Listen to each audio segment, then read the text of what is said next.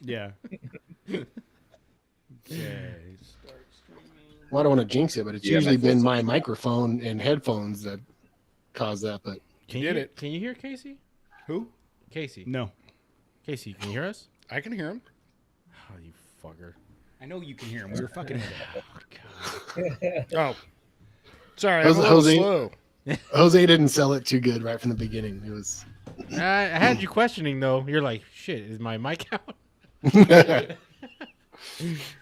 the fact that you had just heard my previous reference about 4 seconds before that and laughed Well, at no, it. I didn't. Yeah, Kinda I should've tipped me sold it. off. Sorry, dude. Yeah. I should have been like, I see his mouth Change moving. the but- title of the YouTube.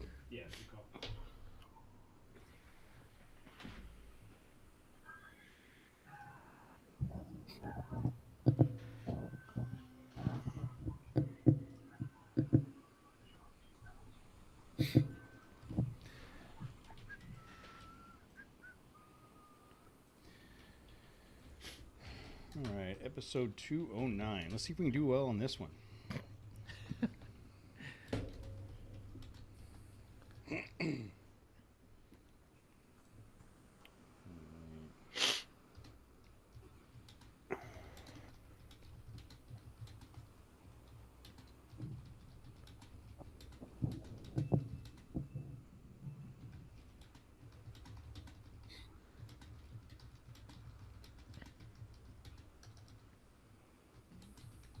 Is that real typing? Yeah, you or typing a life story over there? What what's going on here?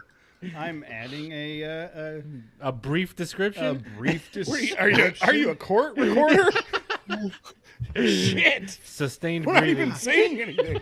It's just sustained Heavy- heavy breathing. Look, heavy breathing. Longhand, Oh, not you shorthand. Heavy breathing. Real quick. Fuck you.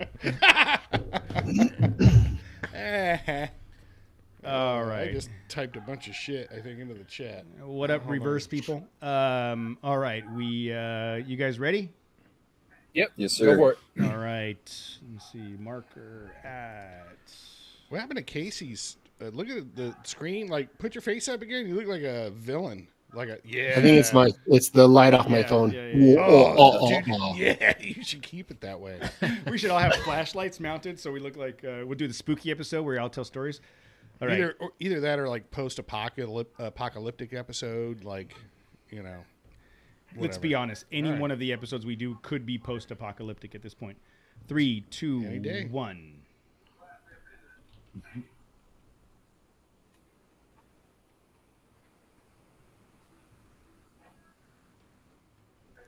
Hey everybody, it is 6:30 on a Tuesday night. We are live on YouTube, and surprisingly, we started on time tonight because Casey was able to figure out his computer this time. It's only 209 episodes in, but we got it. And we are joined by Kyle and Chad from All Dogs Offroad in Lincoln, Nebraska. They're sitting in their shop on the big screen. What's going on, guys? How are you doing tonight? Good. Doing very good. Good. Thanks for joining. What's the time difference? It's 6:30 here in California. What is it? 8:30 there? Yeah, it's 8:30. Yep. Okay, that's too late. You should be in bed by now. That's way past Yeah. my bedtime. I would have been asleep already. Yeah, I'm out. So you guys are so we're All Dogs Offroad, and you can find them at alldogsoffroad.com or on Instagram and Facebook at All Dogs Offroad Co-op.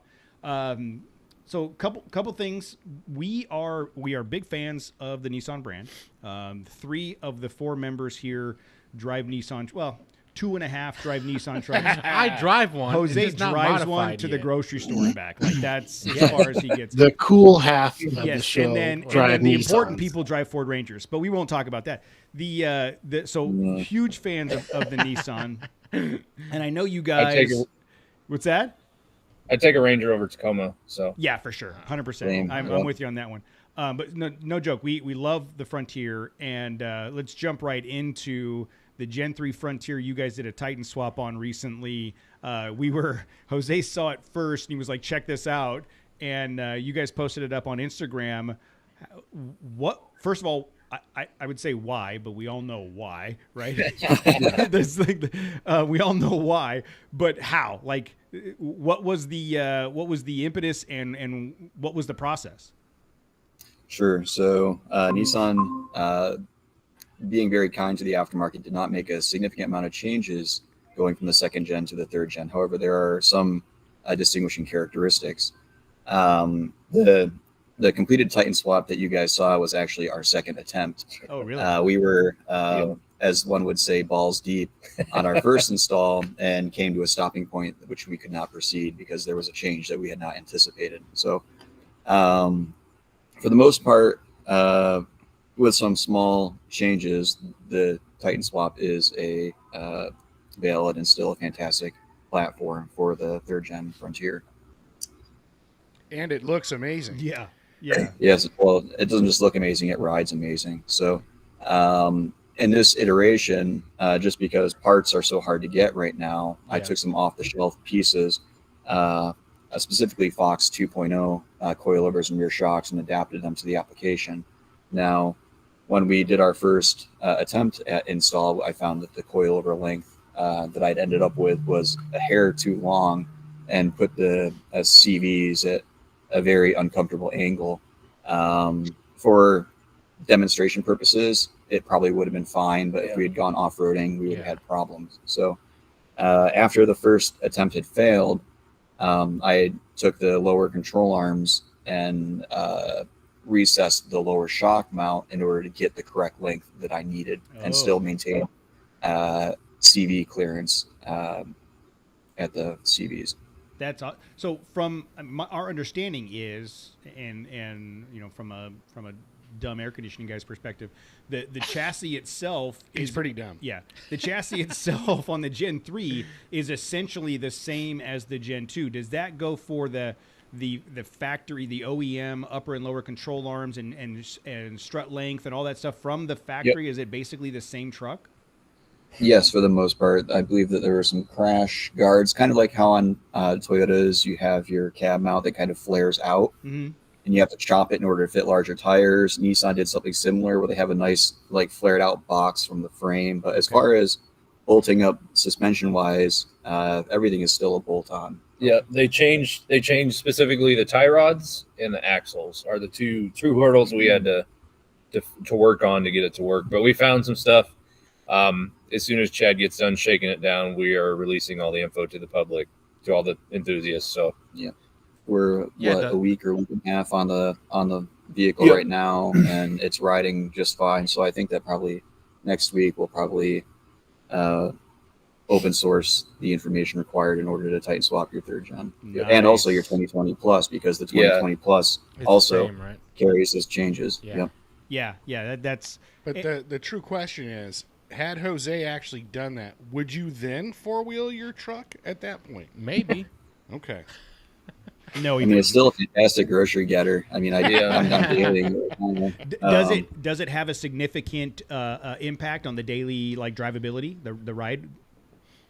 It doesn't. It's a little getting used to from a height standpoint. After having driven the truck on the Coney setup for some time, the plan was originally just to run the Titan swap temporarily as proof of concept, and then restore the Coney suspension because I've been really happy with the way that it rides. But I'm slowly falling in love with the Titan swap right now, and That's not something you do and then go back. That's like it's kind of a be all end all. Yeah. Swap. That's kind of what I'm learning and experiencing right now. Wow. Yeah. And so is that your personal vehicle, the Gen 3? It is. Yes, sir. Nice. Yeah. We saw the Gen 3s at SEMA, and Jose promptly went out the next weekend and purchased one. At least he says he did. He hasn't brought it out. He still wheels his shitbox Land Cruiser because he's afraid to get the other one dirty. I don't think that's a thing, a testament to Nissan, because we know how bulletproof they are. I think he's just a pansy ass. Yeah. That was probably a rental. No, it's my rental still. Yeah. I'm coming from a Lexus GX 470, which I had built, and they're pretty plush for what they are, especially as an off-roading SUV. And I'm very pleasantly surprised with how much I like the Frontier. Well, just the limited amount of time I've spent in the Gen 3 that Jose has, it's a very comfortable truck. It's very just in its unmodified form from a daily driver. And Jose, you speak to it. You've been driving it for a couple months now. I mean, it's great. Like, it has good power. The powertrain's great. Again, I'm coming from a 94 Land Cruiser, that has like 200 horsepower. So on 35. I mean, I drive. So mine's the blue one, and just driving my second gen and driving his, it's night and day. The sound, like, there's no wind noise, no wind buffeting. It just drives better in general. Like, even though it's the same truck, and like specifically, it's still, they did enough to it Yeah. to modernize it. So they did. It was worth. Yeah, it was a good change on them. And so your shop in Lincoln, Nebraska, what percentage of business is Nissan products for what you guys do?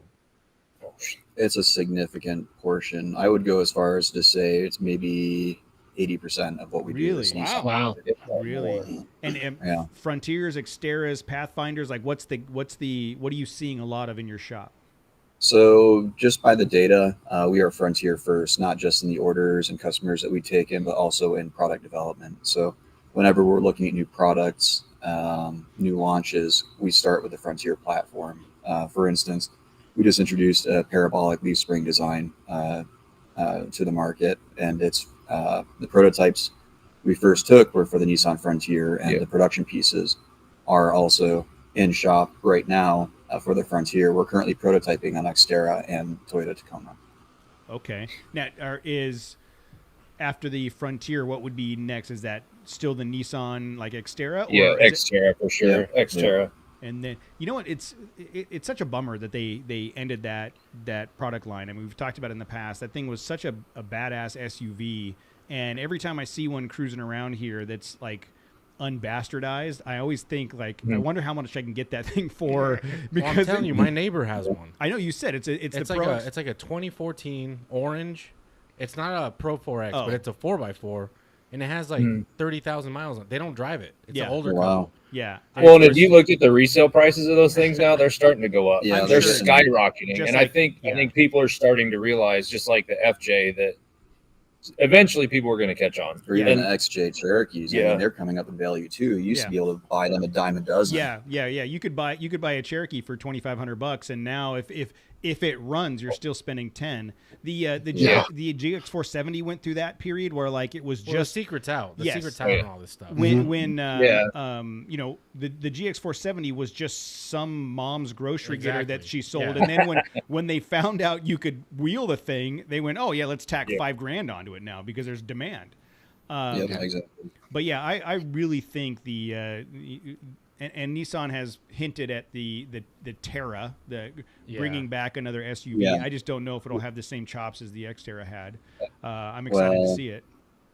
I mean, it would be fantastic to have a short wheelbase SUV in the market. I had high hopes for the 22 Pathfinder before they announced it. I was really hoping that it would be a proper SUV and not a crossover, but sadly disappointed. It's we saw the Pathfinder at SEMA, and I was thoroughly impressed Same. with it as a It vehicle. does look test drove. nice. And then Yeah. and then I test drove and one then 2 Matt, weeks ago. Yeah, Matt test drove it, and he was a little underwhelmed and ended up buying a Ford because they're better. I mean, That's gonna look, be. you're never gonna get away I from that. never- You test drove a Pathfinder, a Nissan, you know what? I and knew went, it. I I would knew it. prefer that Ford. That is all your fault, Matt. It is. It is. You did that all by yourself. What's that? Let's say, according to Kyle, the ZF transmission, I think that's in that Pathfinder, which is also found in some Hondas and other applications, is pretty problematic. Oh, really? Yeah, From what I've heard. so I got a buddy who's a service advisor at Honda, and it seems like any of the Hondas that have that 9-speed auto, they got to be flushed like 3 or 4 times, like right off the truck before they start shipping correctly. So Ooh. I mean, it is what it is, but Not as bad as CVTs, but well, still a yeah. problem. I mean, thank God Nissan's going away from the CVT slowly, but Wow. that's Is a that whole other 9-speed the ballgame. same one that's in our Frontiers, or? it's not. No, it's Oh. front wheel drive bias, so Oh, no, it's okay, not I the see. same as the Yeah. trucks. So what? Jose, you got to start you- flushing Yeah, I gotta already. start flushing, dude. You should have been flushing this whole time. So what's the background Double with flush. the Nissan brand, guys? Like, how did you? Let's go now that we've kind of talked about what you do. Let's go back to where you guys How it started all in off started. roading, yeah, Yeah. and how you ended up having a shop that's this heavy in the Nissan brand. Well, it's kind of a funny and odd story for the most part. I've been in the aftermarket for well over a decade now, and my focus has been e-com for the most part, but it was on the circle track, dirt track racing side. I worked for a company out in Story City, Iowa, and was relocated to Lincoln, Nebraska by Speedway Motors here in town. I worked there for several years and ended up leaving the company in order to start All Dogs Offroad for various personal and philosophical reasons. But we turned on the website, I think January 1st, 2019. And about a month later, we just randomly started grabbing Nissan orders. Just Nissan was never on the roadmap. It was never in the business plan. It was Jeep and Toyota because those are your that's bread bread and butter. about They're all over the place. Yep, exactly. And so we just paid attention to those orders, and then found a very solid user base and community on social media, on Facebook, on forums, and just ran with it. We just ended up finding what appeared to be a void in the market. 2019, you know what happened? Somebody at this table bought his Frontier, the tip of the spear, and I started driving that. That's what happened. I think you had an impact on the Major? global market as a whole. You guys, you're welcome. All 12 of the people that listened to the show in 2019 were like, "Hey, that's 12 more than before." Who knows? They all ordered something from All Dogs for their Nissan. So personally, though, did you guys Did you have a history of wheeling the Nissans, or like what kind of vehicles did you wheel other than circle track bikes? So actually, I don't think either of us have a specific background in wheeling. We both have backgrounds in wrenching, though. I've been restoring classic muscle cars probably since I was 12 years old. Auto body, that sort of thing. And I've been in it almost my whole life. Yeah, and I went to school for auto tech, and shortly after I got out, I'm like, I'm not doing this for a living. So I've always been kind of in I was parts manager at a Kia dealer and parts manager at a body shop before I came here. But I mean, I've always been I was a Honda guy. I've owned like 2 or 3 Hondas. I had a little tool drive Toyota Tacoma, and essentially me and my wife bought a house, and I was looking for a truck, and naturally I went looking at Tacomas, and I'm like, I'm not paying 15-20 grand for a truck with 150K. So I started looking at the Nissans, and I found my Nissan locally to me, and that's where it went from there. And actually, I was your guys' first walk-in customer? I believe so. Yeah. Because I live just a couple miles from the shop here. So he walks in and they're like, "Perfect, go to work. We need help. Since you're here, start pulling there's parts. a box in the back. Go get it."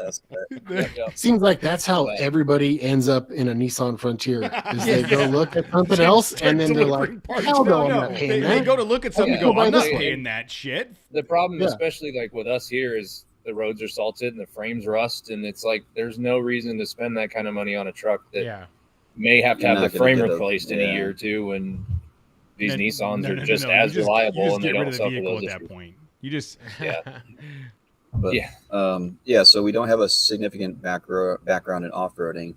Having started the company, though, we do go down to our local ORV about once a month. We have a club that we've organized on Facebook called Flatlands Overland and Off-Road, and we'll do Tuttle Creek runs pretty frequently. That's awesome.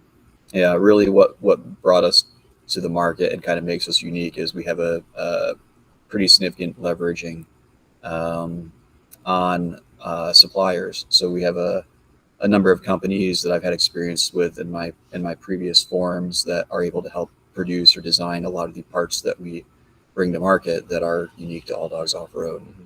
Got it.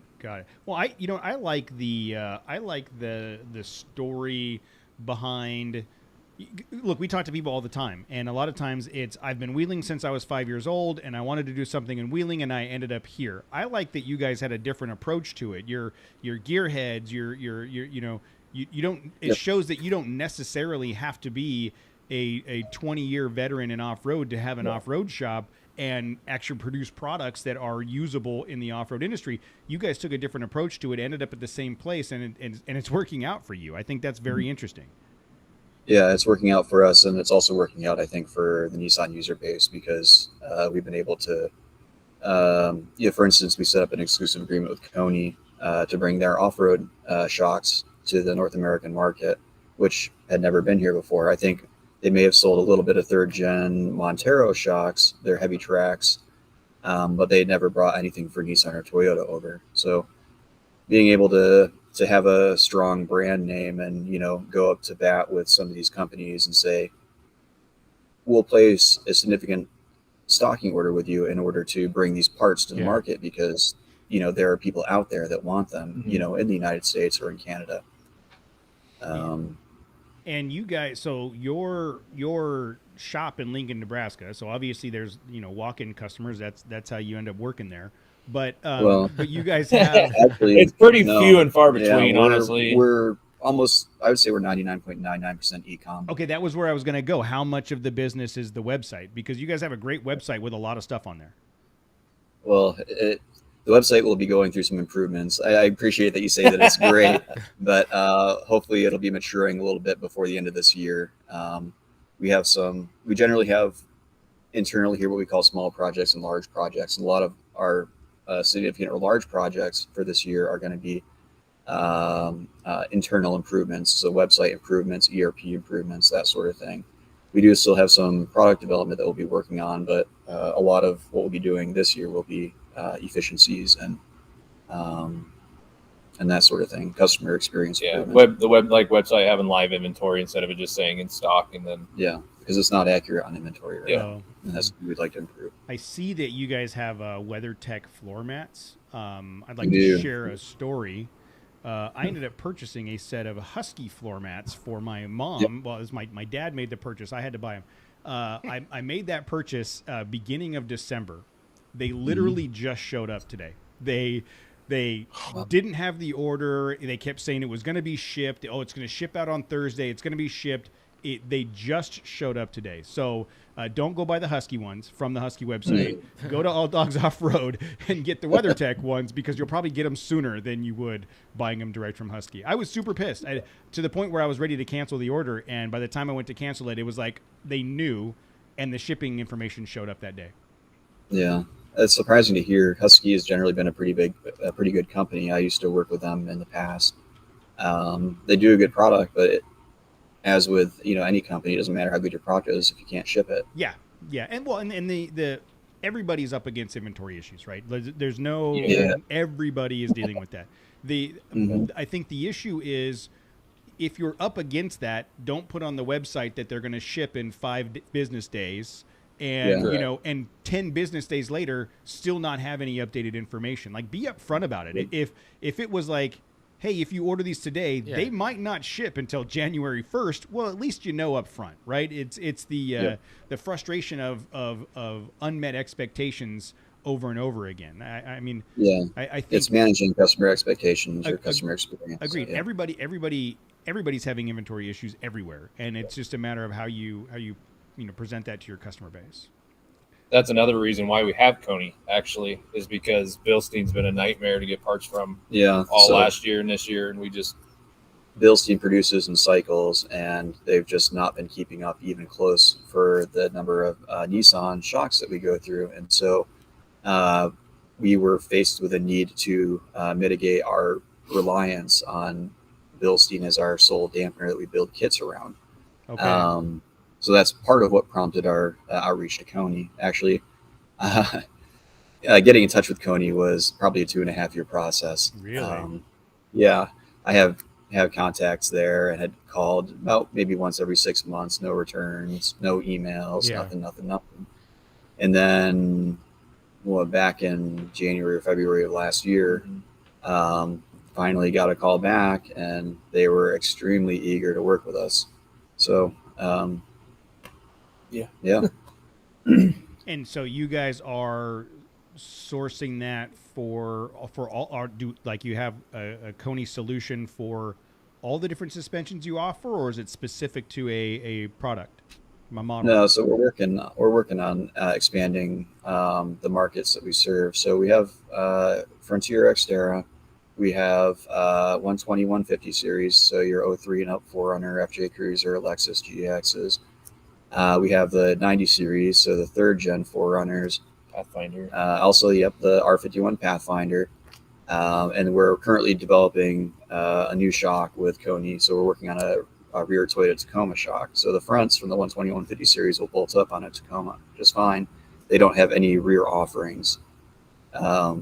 Internationally, there isn't a shock that crosses over or corresponds with the correct upper and lower mounting points and extended and collapsed lengths. So actually somewhere around here in Lincoln, there is the only pair of Coney Tacoma rear shocks running around right now. But I think we've ironed out that design. There were some modifications that had to be made in order to have adequate clearance at the lower shock mount.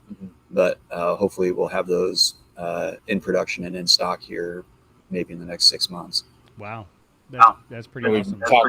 Talked Ranger with them also. We met with them at we were at SEMA also, and we had a meeting with them, and Ranger was another one that they kind of have their ears up at. So yeah, maybe Ranger here soon too. I'm obviously biased because I drive one, but looking around the landscape of the off-road and overland communities, the Ranger has made a dent. The Ranger has a presence, right?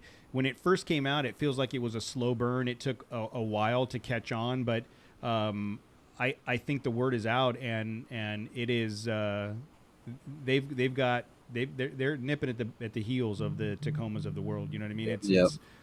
It's a great platform to build on, and well, just wrenching on it too, being on the underside of it. Ford is really thoughtful in the way that they put together the chassis, and just nice little slots to hold your nuts when you're tightening down. You hear that, Matt? My Ranger has slots to hold my nuts. I was trying not to say anything.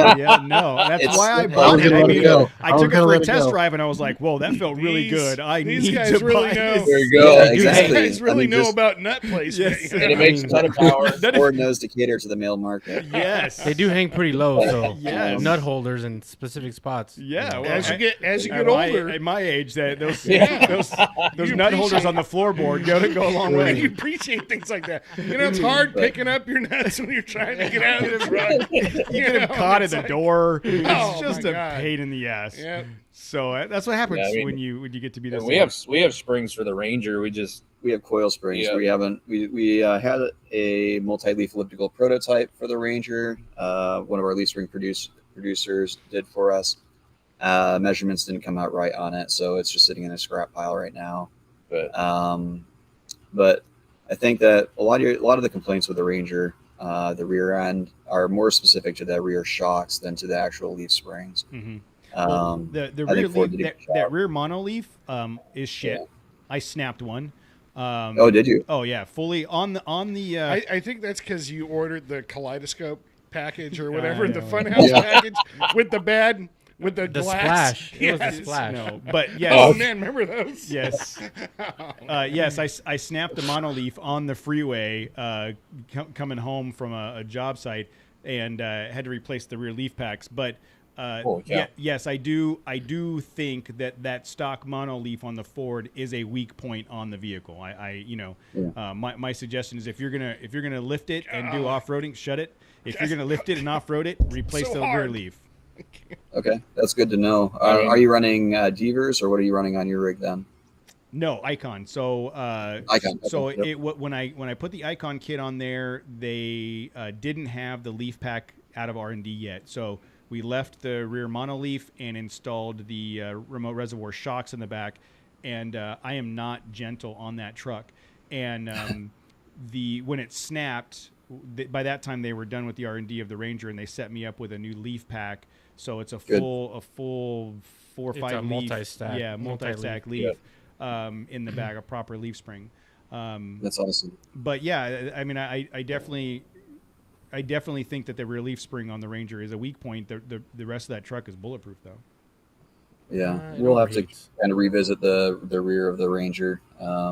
Maybe we'll do a multi-leaf. We'll see if we can get a modification to our prototypes. And I guess the question is, like, as someone who owns a truck with a parabolic, if we were to say do a parabolic in our style for the rear, do you think that would go over well, or do you think it would be better to go multi-leaf? So first, explain parabolic leaf spring to me. as I frantically Googled it. So this I can totally answer your question, but first is a explain parabolic what leaf is a spring. parabolic? So yeah. specifically, how many leaf springs are you going to be able to hold with one hand? Yeah. So it looks very, very long. And this is for a Nissan application. This is not for a Ranger. Yeah, it's not for a Ranger, bro. A parabolic spring is essentially one or two leaves. So the Ranger spring is a parabolic spring. Okay. Let me see if I don't know if we can show you the features on the camera, but we'll try to. You can navigate for us. But what you'll notice on a parabolic spring that's done correctly, you'll have a thicker center section that will taper out towards the edges.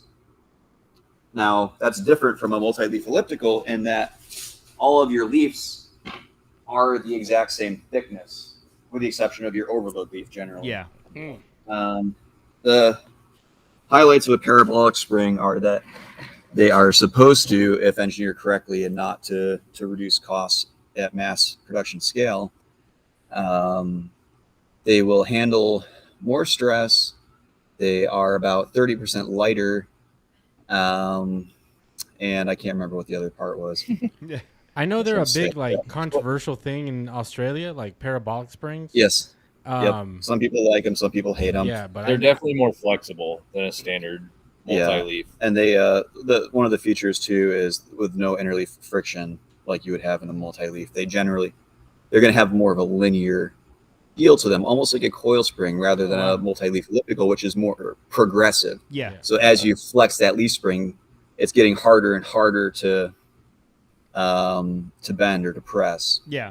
I mean, I'm no leaf spring scientist, but I would assume that it would. Neither are we, but we talked to them. I would assume that it would work. Like I said, if I had left the Ranger in stock form, or did not beat the ever living shit out or of it, or just left it on the side of the road, it would have been fine. But I mean, we run hard when we're out in the desert. We push really hard, and I think the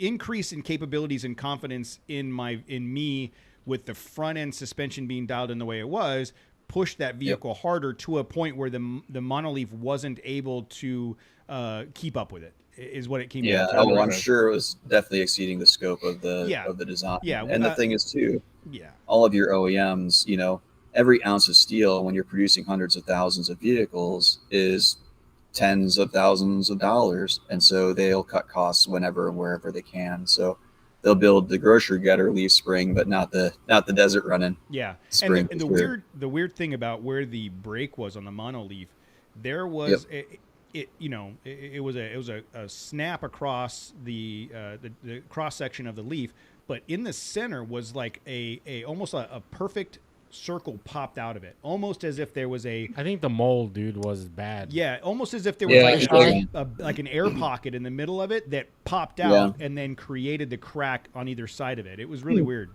That could have been a defect in the material for sure. Yeah. Well, I mean, definitely I've wheeled the shit out of a lot of vehicles in the last 25, 30 years, and that's the first time I've How many? Is it list too damn long? It's at least 12. It's every 2 years. Yeah, every 2 years. Yeah. Yeah. You do love the Icon suspension. We talked a little bit to Icon about producing for the Frontier and Xterra again. They did so do some we. Titan Please, stuff. please So did do. we.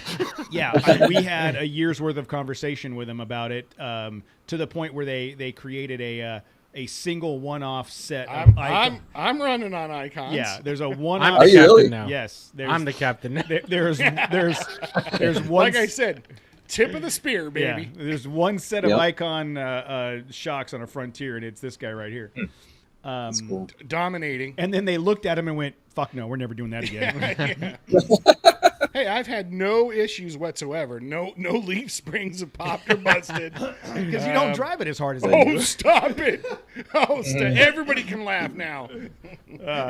Tammy drives about as hard as you do. Oh, okay. The nice thing about Icon too on a Nissan platform is your eyelet top and bottom for the most part. It's not like on the Tacomas where, or even on the 4Runners and FJs where it's common for the stem mount to rip out of the shock. Yeah.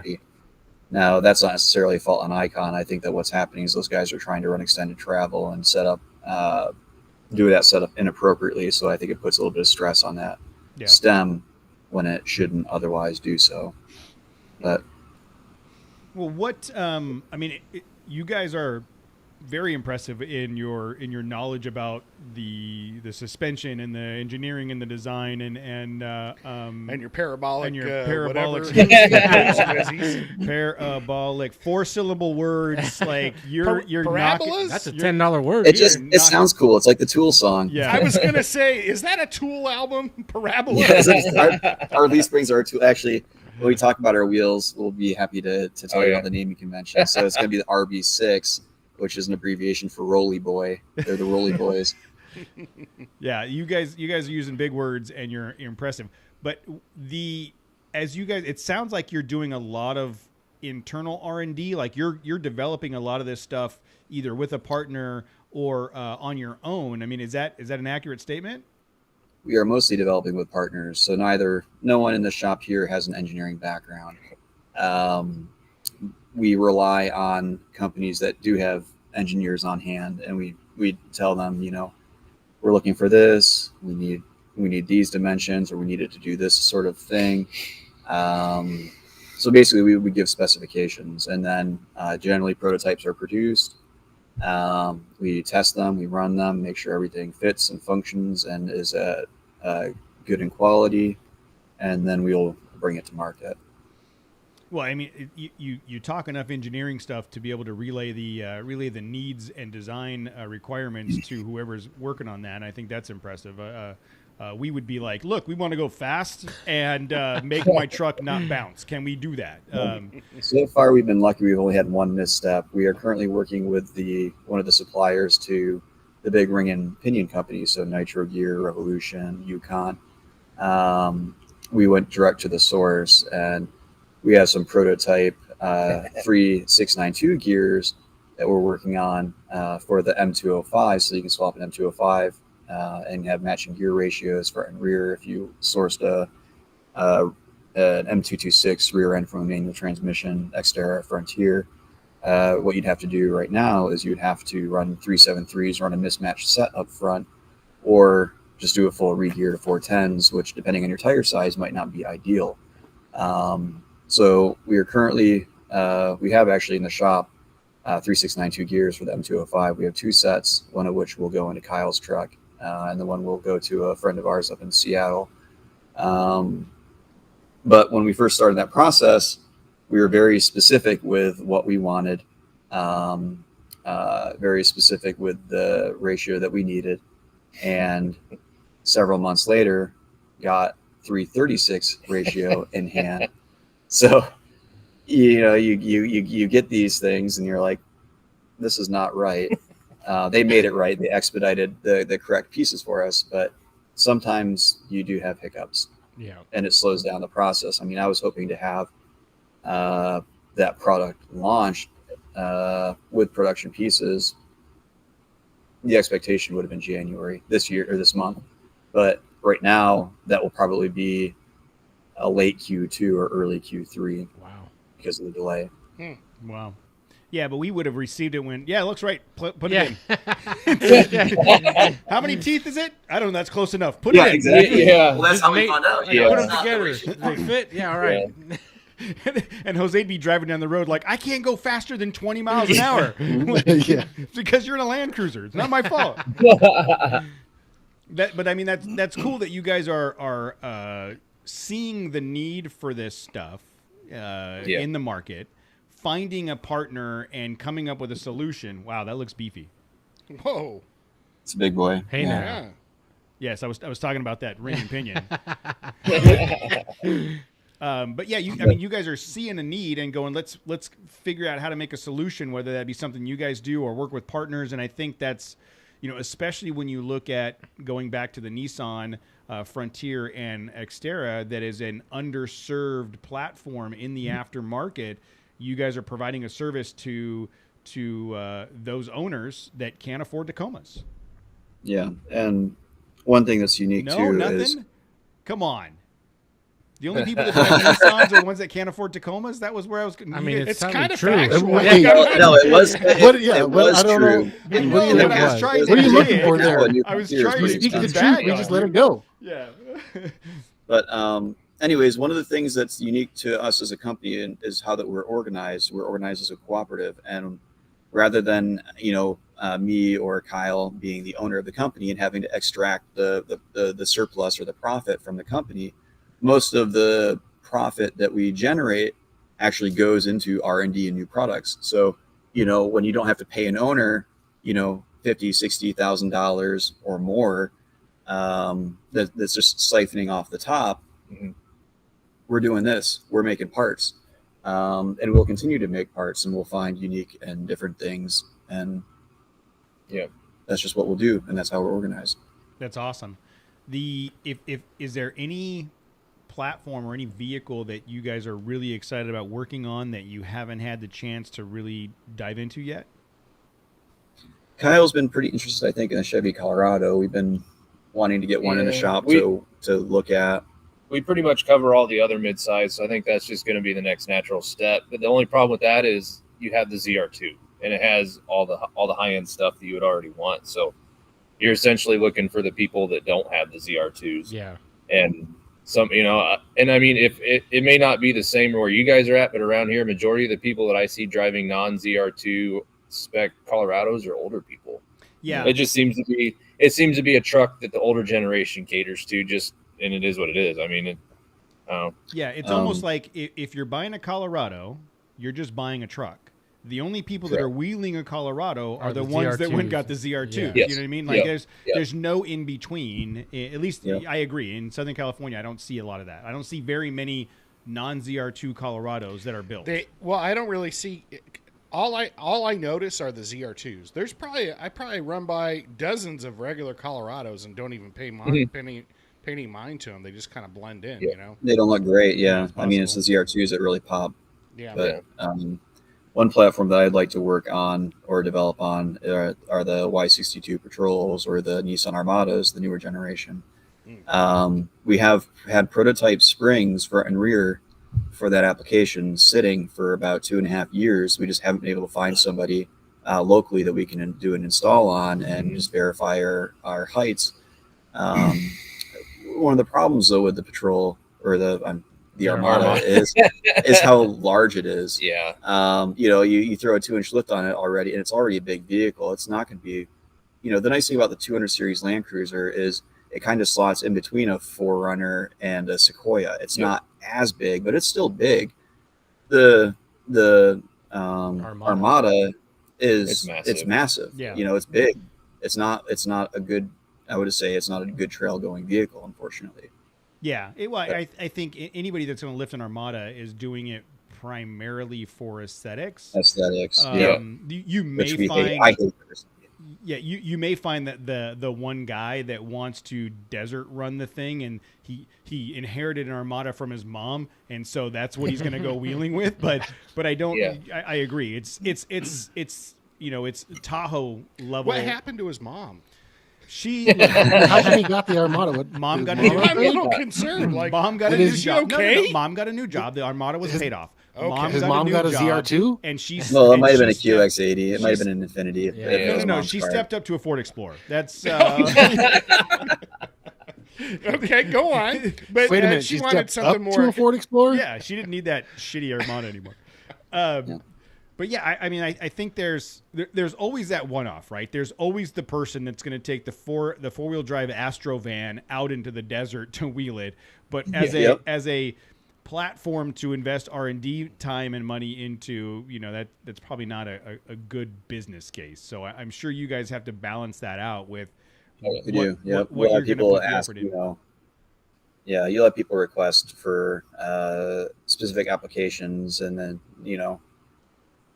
we're data driven, so we're not. People say we need some leaf springs for the second gen Toyota Tundra. That could very well be a significant market, but we don't do much with full size, and we can't commit $30,000, $40,000, $50,000 to R&Ding some leaf springs for without the data to support it. Yeah. So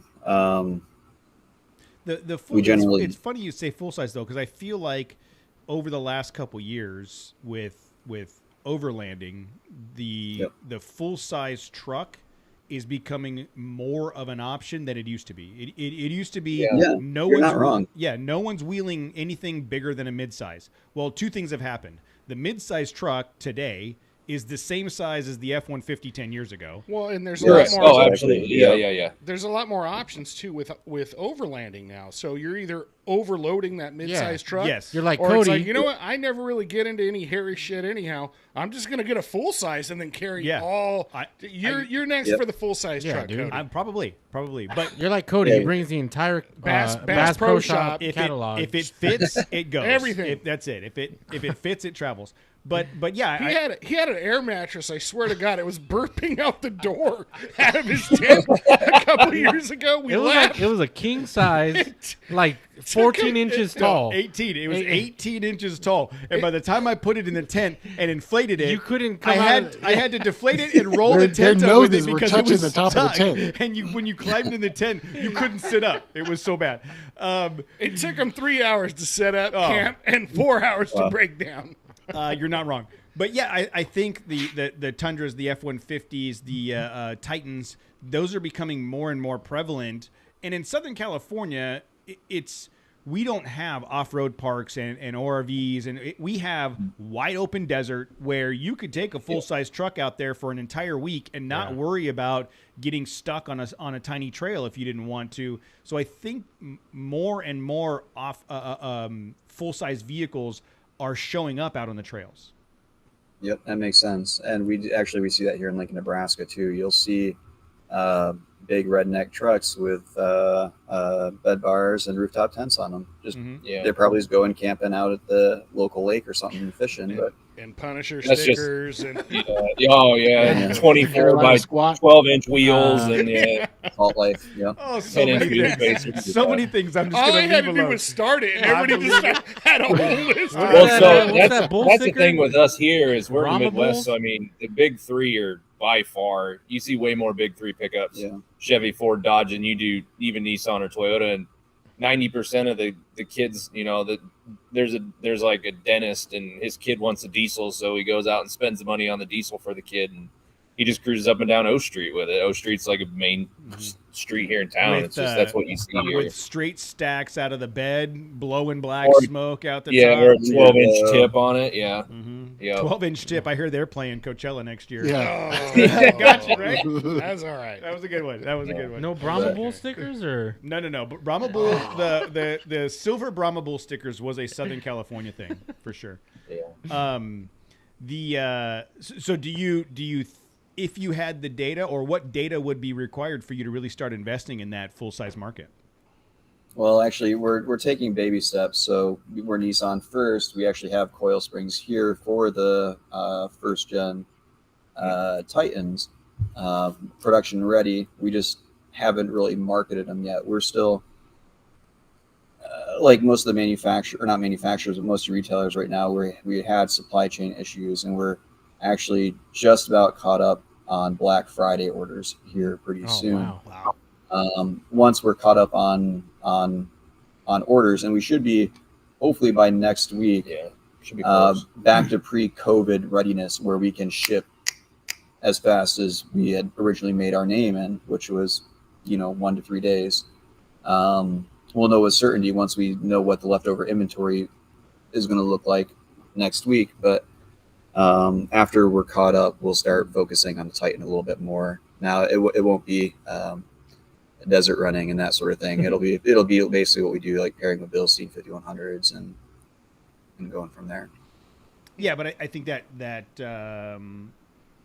Titan is a good platform for that. I mean, you seem It's to a be natural start for us. Yeah, and it's a fairly bulletproof vehicle, right? It's got the same reliability that the Frontier is built on.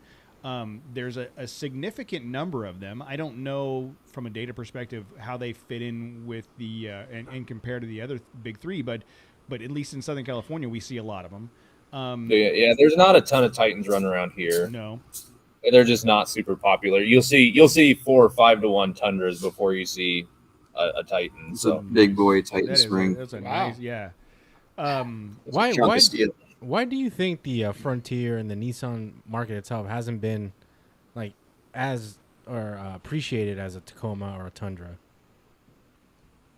Like, I mean, they're good trucks. Like, they're just as capable as a Tacoma. I honestly don't have a good answer. Like, just from a platform standpoint, yeah, like there's nothing inherently wrong with them. They're definitely different from Toyota or a Ranger. Everything is going to have its positives and negatives, but it seems like the Frontier was a late bloomer for the aftermarket. It's getting the support. I mean, we're driving as much support as we can towards it, both in the shop and also with other companies that we speak to. I think we spoke to PPE at SEMA. They make transmission pans and that sort of thing. Basically, wherever we can, we try to turn companies on to the Frontier or the Nissan market, both in partnership or just in, sharing. But I don't know that there's any rhyme or reason to why Nissan lagged behind compared to the Tacoma and whatnot. Maybe it's just Instagram. Maybe, people just fell in love with those stupid picturesque pictures, and it had to be a Tacoma, kind of like the same way that it had to be Timberlands at one time when you were buying shoes or something. Whoa, that's a callback. That was 100% due to the R&B and rap industry. That was where Timberlands. So we gotta get the Frontier more rap videos. Is what you're saying? There we go. Yeah, let's make a rap video. I'll do what I can. I think that when you think about that platform and the history and how many Frontiers are there on the road, because they last forever. Yeah. It's a massive market. When you go to the growth potential for off-road, for aftermarket parts and support is infinite. I mean, if people are looking for a viable platform that's inexpensive and very capable, boom. Yeah. I'm like I said, we talk about it all the time. It's a potential boom. What's the term? Sleeping giant. Untapped market. Okay, you pick either one of those sayings, and that's it's true. So, but I mean, even if you look at something as simple as a Titan swap, I mean, you essentially can long travel a Frontier for $2,500. Where if you were to do that to a Tacoma, it's going to cost you $5,000 to $10,000. Yep. I mean, and as somebody who has a Titan swap truck, I've had an extended travel. I've had the Bilstein kit. Yeah, you've had every iteration. Basically. And I've had the Titan swap. And the Titan swap, if you plan to have an off-roader first and a daily second, Titan swap's a no-brainer. It makes the truck so much more capable. Yeah, So see we that, gotta Jose, do you that. don't need to do that. You don't need to. Yours Well, is yeah, do a it, Matt. daily driver. Now I first. want to do it out of principle. Yeah. Well, plus it's quite a novelty to be able to run 33-inch tires without having to re-gear, which you have to do with the third-gen Tacomas. Or chop the If you body wanted to now. drive it. Or Yep. Yeah. Incidentally, you don't have to re-gear a Ranger on 33s either, just so you know. Hell yeah. Just saying. Plus you can tune it. Yeah, plus yeah, you You can get a ton of power out of the I- Ranger. I had a conversation with someone not long ago. They were talking about kind of the benefits of running the tuner on that thing, and I'm it's already a rocket. It's quick as shit, and I'm afraid of what I would do in it if it had a tuner in it. And One I'd of our probably good- blow the crash turbo. it. Yeah. One of our members has a Ranger, and he wheels with us all the time with it, and he has a tuner on his, and he's like, I embarrass Camaros and Mustangs all the time with it. Wow. even on 33s with my bed fully Big, loaded, heavy 33s too, yeah. But Well, what's next for you guys? I mean, it seems like if you look back to January of 2019, the short period of time you guys have been up and running, you've made a significant impact. And what do you want to do next? Where do you think this is going from here? The next big project, if I have my way, will be to take shock production in-house. We would like to fill a void that Bilstein is with 100% certainty creating, and just have control over that product line, so that if there are supply chain problems or if we're not happy with the ride quality, well, we can fix it. Yeah. We can. Bilstein is too big to be accountable when it comes to supply chain. They're too big to care when it comes to ride quality or anything like that.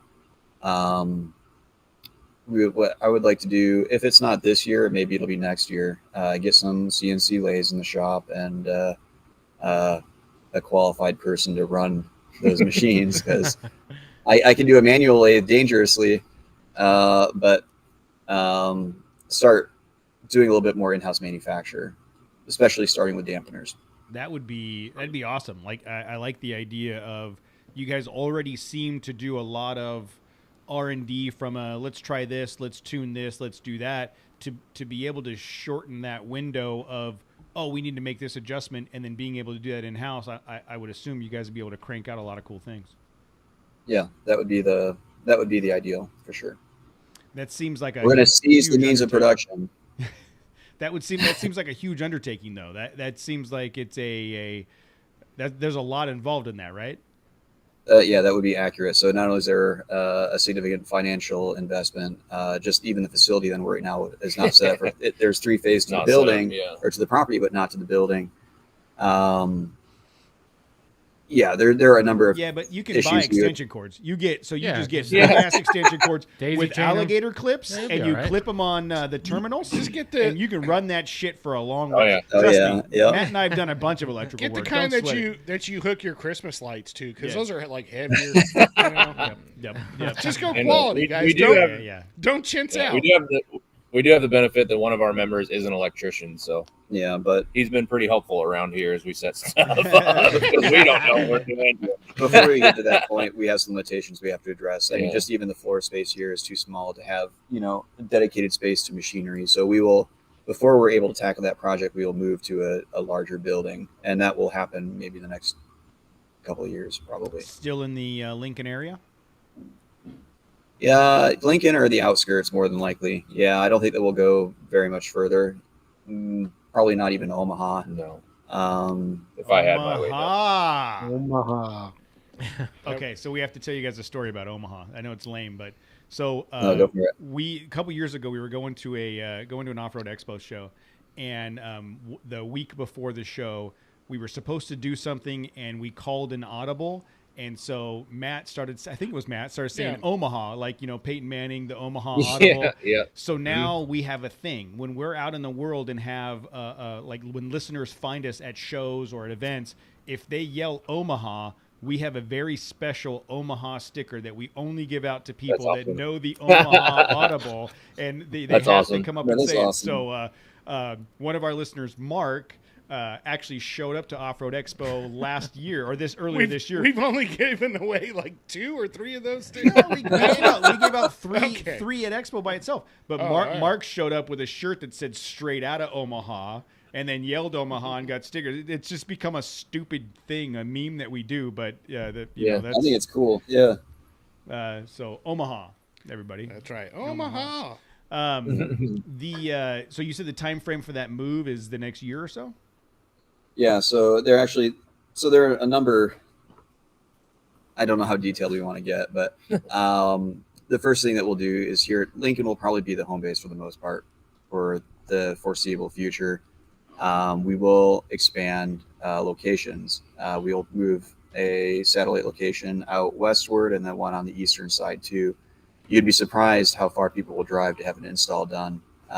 We've had people come from Wyoming, from Texas, from Colorado, Kansas, just all over. As long as you're within a 12-hour drive, it seems like people will come to you because they trust you and they know that you're a specialist on the platform and they want you to wrench on it. And one other unique thing that we do here is if a guy comes with his truck and he wants to have an install done, he can grab some tools and be as helpful as he wants to be. Yeah, he can get as dirty as he wants to with us. So it's not like you drop your truck off, get out of here, see you later. It's come on in. This is what we're going to do. Oh, that's cool. You're more than welcome to help to as much of a degree as you want to. That's really cool. It's an experience, especially for guys that aren't familiar with wrenching and they want to learn. Yeah, or those that are familiar with wrenching but don't have a lift and some of the tools and some of the other things to make it easy. Yeah. I mean, we do stuff in the driveway here, and by the end of the day on Saturday, I can't get out of bed on Sunday because I'm too fucking old and my back hurts from laying in the driveway. So I mean, that's having those tools and those well, let's be completely honest. Casey does 90% of the work. I've filmed. Like that's at this point, I just make TikToks while Casey does the install. God, that's embarrassing that you just said that. But it's true. But it's 100% it is true. True. But I mean, my God, it's 100% true. You're gonna have a TikTok follower here shortly. Definitely an addict. So Oh no, it's addictive, right? It's stupid. It's the dumbest waste of time, but I love it. I won't well, get it. Don't. You keep sending like these links I know. over text. I'm with you. Also, I refuse to download it. And I don't. one of the Yes, interesting things about TikTok, there was a critique that kind of compared Instagram against TikTok, and Instagram was described as being the picturesque and perfect, as something that you'll never attain, whereas TikTok celebrates the real world, the real life, the simple things. And it's an interesting distinction, and I think that it is accurate. Yeah. And that's what makes it attractive. Hey, I think TikToks are, to your point, Instagram is more curated, and TikTok's more like a raw flip out the camera and just film something. Raw Exactly. Dog McGraw. Agreed. Raw Dog McGraw is Agreed. I don't know. I watch my wife sit on her phone and look at it for an hour and laugh once. And why do you have that app? Like that, it's just a waste of time. It is 100% waste of time. I've tried to delete it multiple times. I can't. Yep. I just refuse to download it, so I don't even have. Don't to do it. Don't I know. do it. Stay That's away. why I haven't. Stay away. I'm telling you all. Stay away. It's a bad idea. Trust me. Well, cool guys. Look, I'm very glad that we had the chance to catch up with you guys. I mean, this has been a great conversation. I'm really impressed with kind of what you've built in a short period of time, and the like I said earlier, the different approach you took in your background to get here is a little bit different than some of the stories we've heard in the past, and I think that's very compelling. I think you guys have a lot of stuff going on, and the fact that you kind of found yourself servicing a niche in the Nissan market and then now have grown into what it is pretty damn cool. I mean, I think you guys it sounds like you were smart enough to go, oh, we have an opportunity here, let's run with it, rather than, no, I'm only going to do the JK. And you know what I mean? If that's not your demographic, if you're not hitting in that market, then, don't do it. So, The other thing too is the user base on the Nissan side is fantastic. I mean, you can see a lot of toxicity on the Toyota side of things. People on the Nissan side are generally pretty accepting, pretty friendly. They like to see other guys building their Frontiers, and they're supportive. Well, I'll tell it just you, feels like right. We are better. I was going to say, have you sat in a Tacoma and driven around? It's super uncomfortable. That's why they're cranky. The seat is like all fucked I guess up. you're It's not too wrong. low. There's something wrong with it. Well, and I think Nissan owners bond in their underdogness. Like they understand they're kind of an underdog for no real reason. I mean, it's every bit as capable, if not more so, at a better price point. But the Nissan brand has been the underdog in the community, and I think that goes a long way in creating some camaraderie in what they do. Yep. Well, having a finger on the Tacoma pulse guy of it. gets out. And he's like, I can't believe I paid that much for that fucking truck. And having our finger on the pulse of it for the last 3 years, one thing that's been interesting is the change in narrative. So, and we joked about this a little bit too, but when we first started out, the common kind of summary was that, it was the poor man's Tacoma. There wasn't a lot of pride in owning a Nissan Frontier. It feels like kind of where we are now, and being, roughly 3 years down the road from that, it seems like a lot more people are taking pride in the platform, and where Nissan owners were once regarded as being incredibly frugal, they're opening their pocketbooks because they like the platform, and they want a little bit more performance, or they want aesthetics. And I would not at this point in time call a Nissan owner cheap. No, I wouldn't. We were also regarded as landscapers. You're still.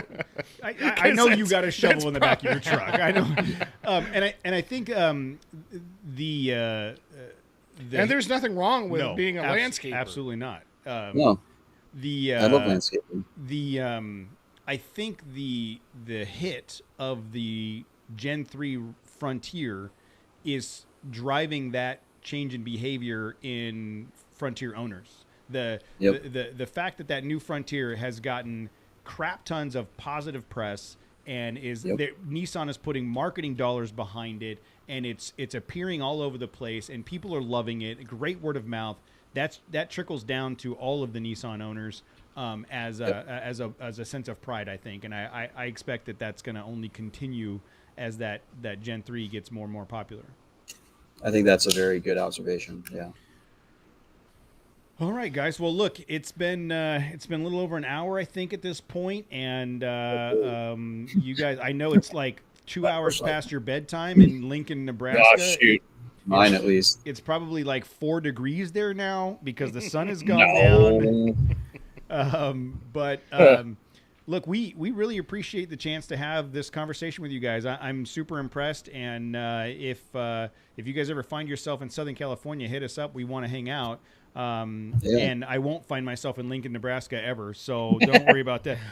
If I do, we had some it's an friends accident. actually take one of our RC Killas on Roar Flats, I think, which is, I assume, kind of near you guys. North. It's North. It's well, Roar Flats. I mean, I guess it's Fresno area. Isn't that where? No.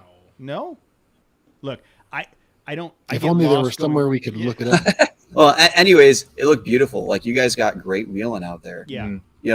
Not just the desert stuff that you guys do, but it just looks like the trails and everything is just picture perfect. Yeah, we were totally spoiled, and we love it up here.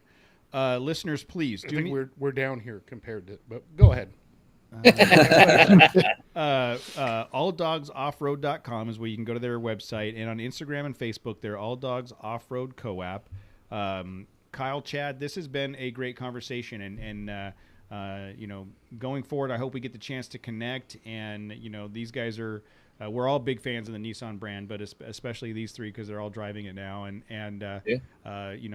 think what you're doing for the Nissan community is awesome, and it's exciting to see you branch out into other things, and you can take that level of success and that customer service and what you're providing off to other brands as those opportunities present itself. So we wish you guys good luck and really appreciate your time.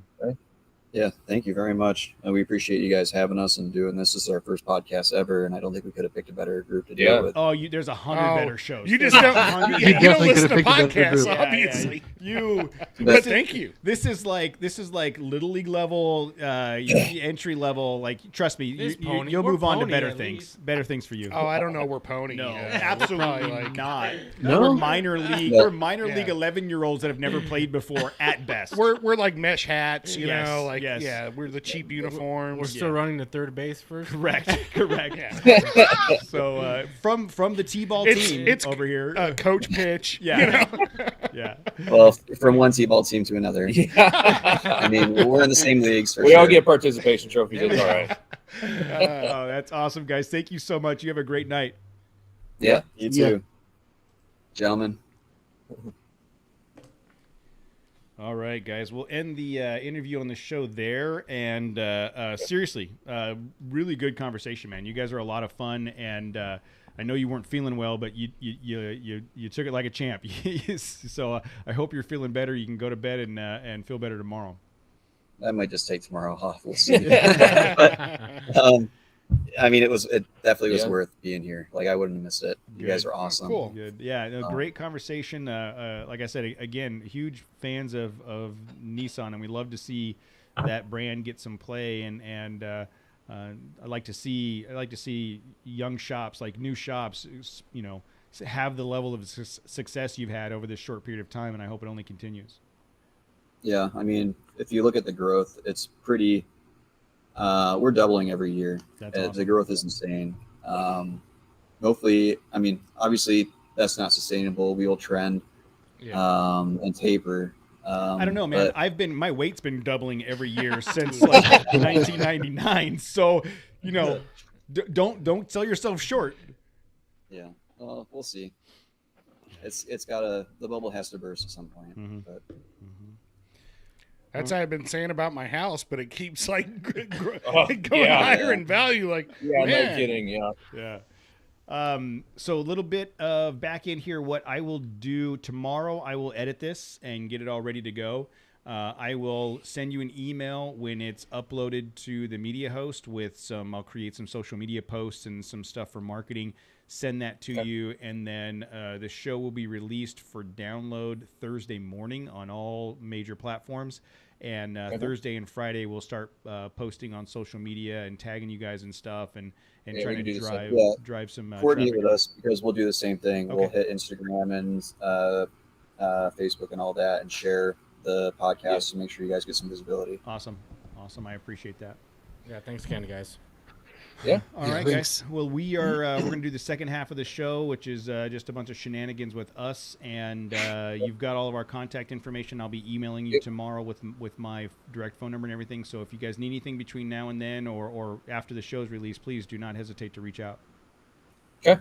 Oh, question. Will you guys be releasing the skid plate information as far as the ones you guys did for Asphere? Oh, so those skid plates are readily available. They're Asphere skid plates. It's a company out of Israel. Yep.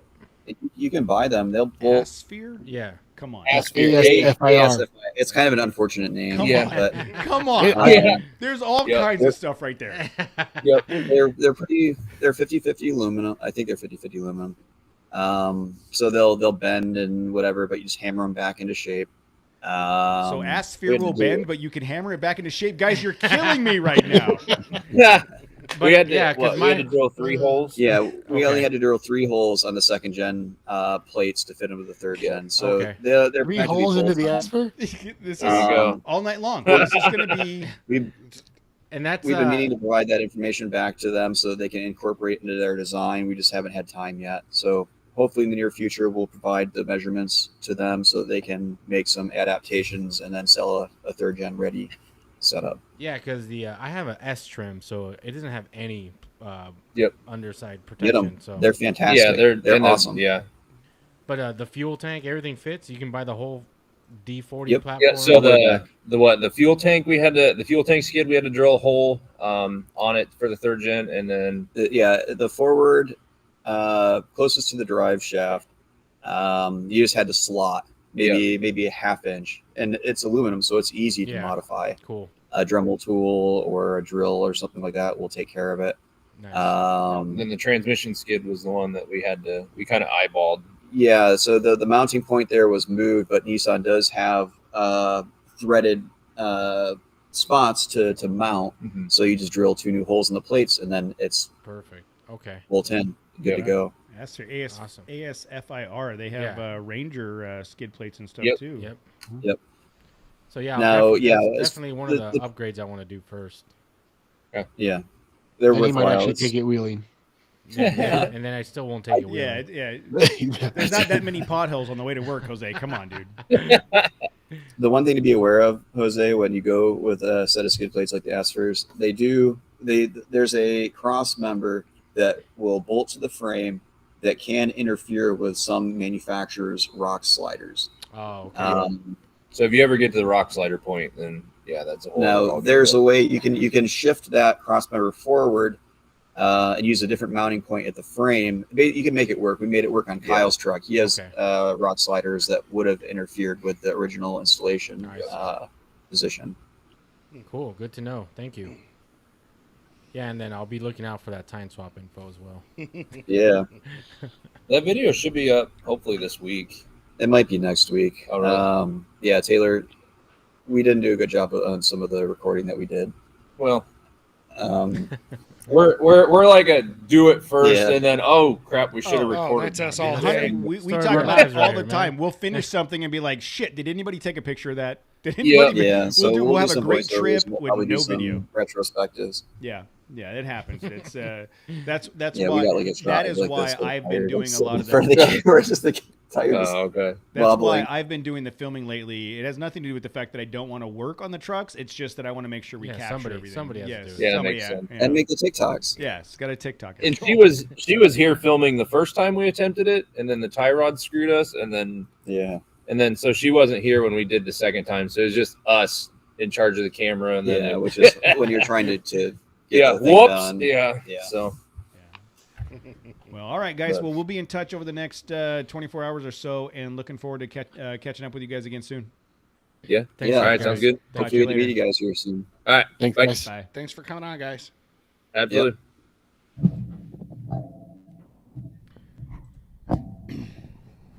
All right. Let's do.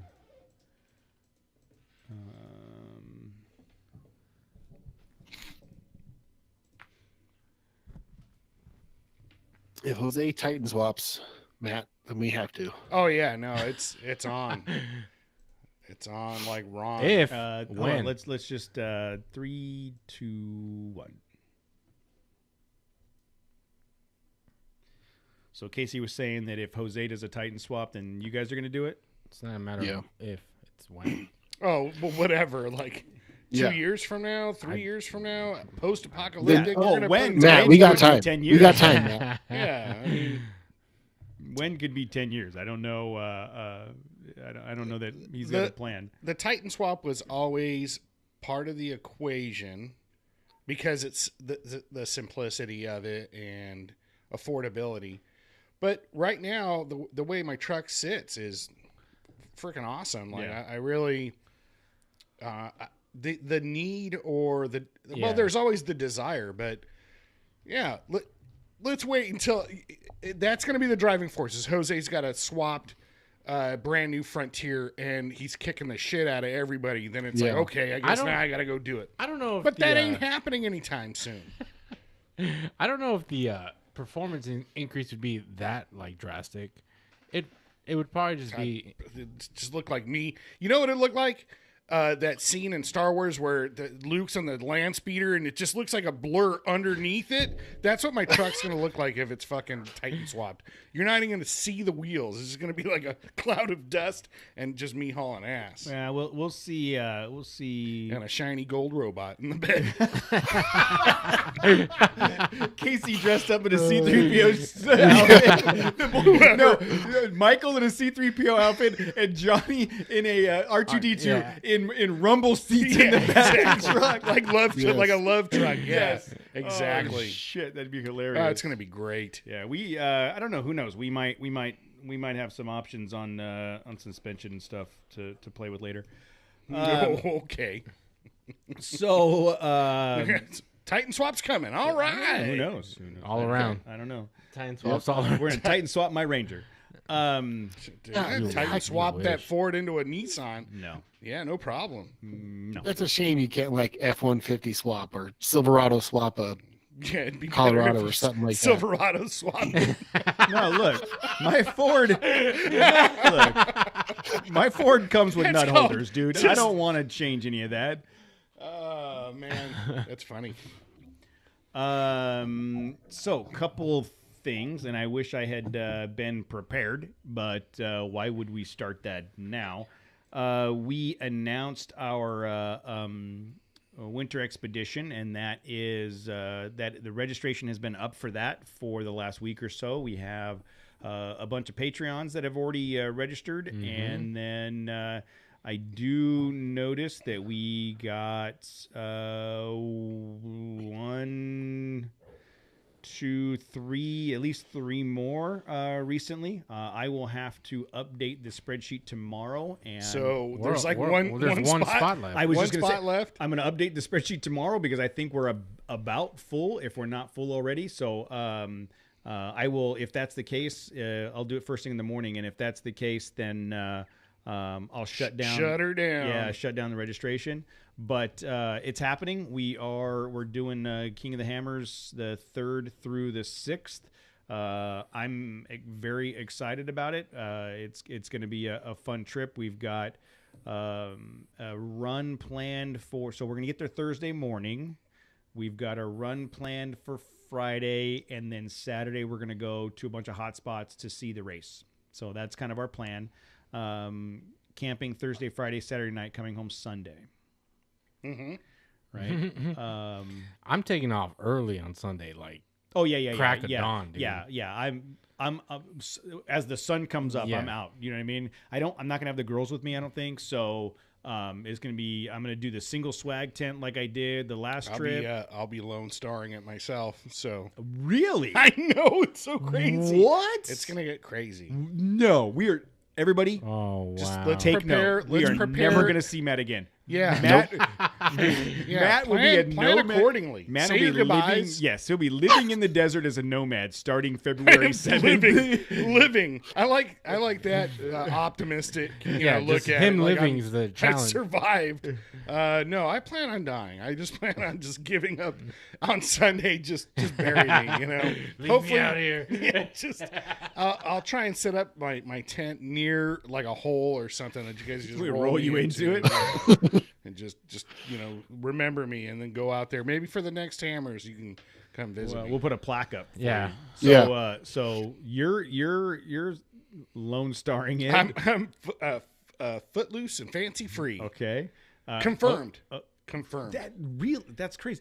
So Isn't that crazy? is it, so I think I'm gonna be out there by myself. You're by yourself. Yeah. It was Casey? difficult because I wanted to bring the boys because it's Hammers.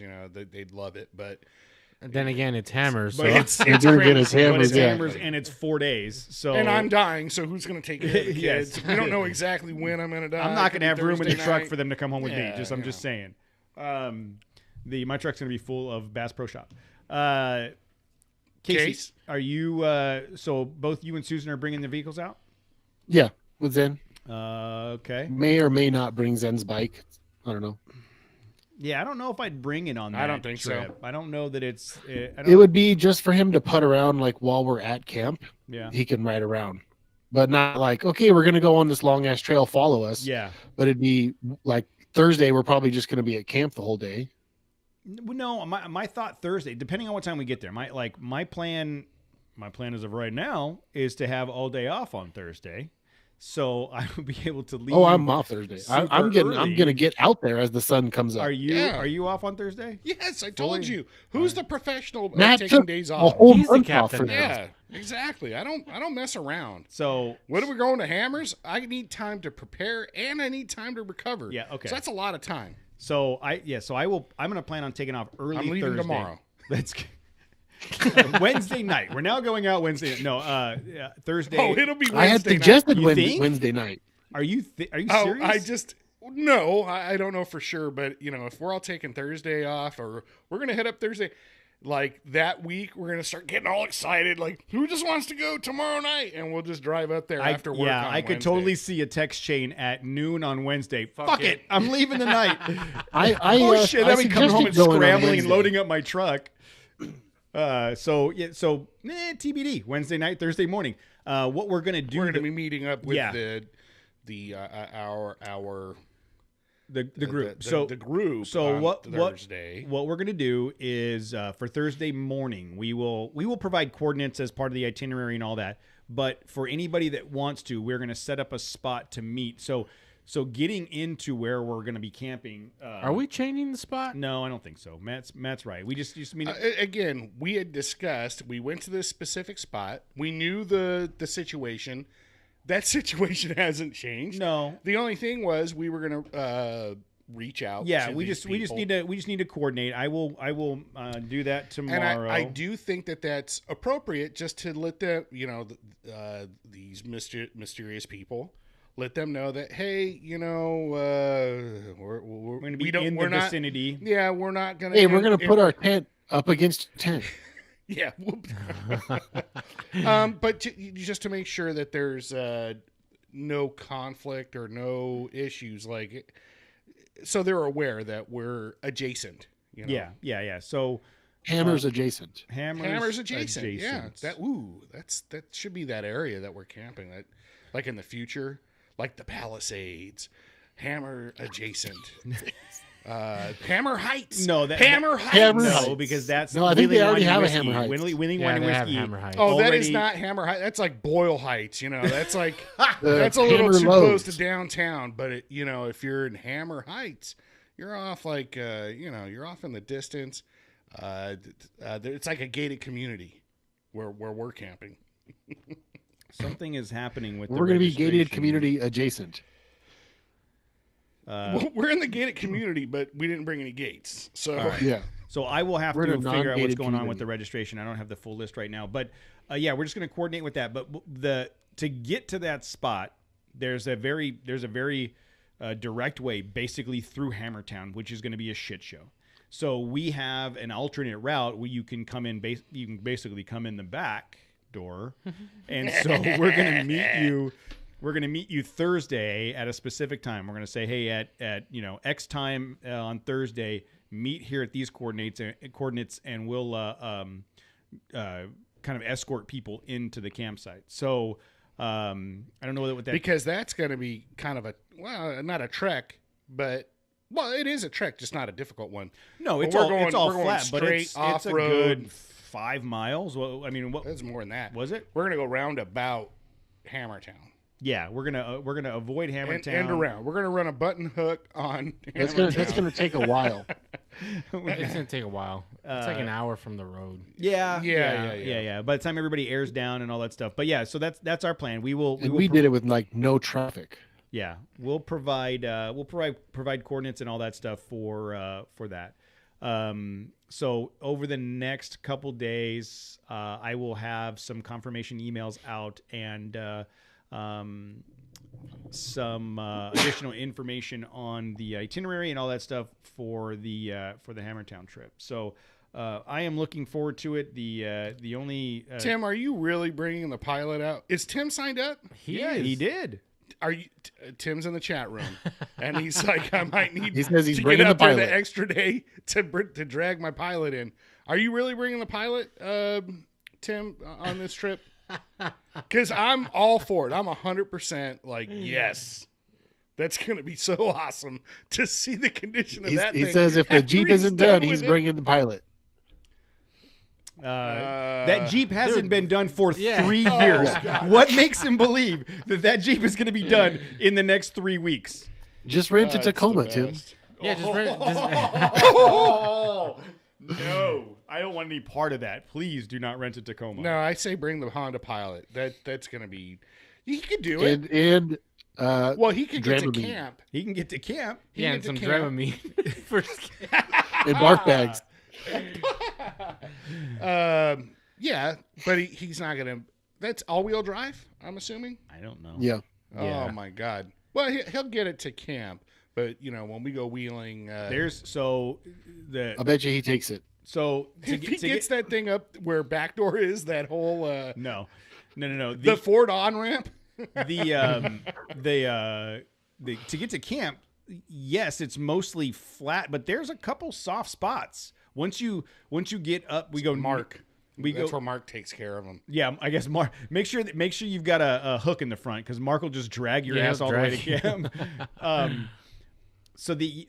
That's gonna be a fun trip. I'm looking forward to it. Tim's like, I'm 100% fine hanging out in camp all weekend, dude. I could use a partner. Tim, I got the room and the last time that happened, dude, we had a great time. You missed out. Yeah, we went we were the aggressive group. Yeah, we went the back way from the desert bar. I know. Killing it. I know. I missed that part. I took it. You did miss it. It was a lot of fun. But yeah, so I'll leave that as an option there, Tim. But as far as other locations, I think are we gonna pre-run one more time? I don't know when.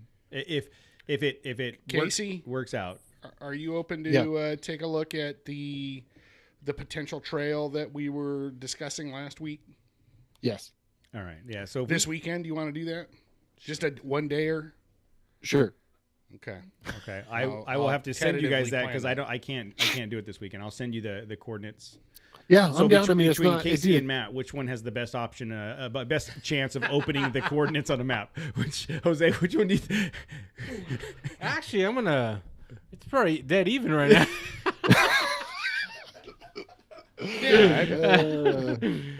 I'll print it out and be like, start here. You can go here. So it's going to be a fun trip, man. It's going to be. I'm way looking forward to hanging out with everybody. Campfires are going to be a lot of fun. I just hope the weather holds out. Have we looked at it? Well, I'm saying if it just stays what it's like right now, because right now it's like what it's like here. It's like 50s and then or 60s and it's going to be warm today, and then in the 40s at night. Yeah. Shy, you want to go pre-run this weekend? Is that what you're saying? Should they just send the coordinates to you? And then I'll give you my home address, and I'll just follow you out there.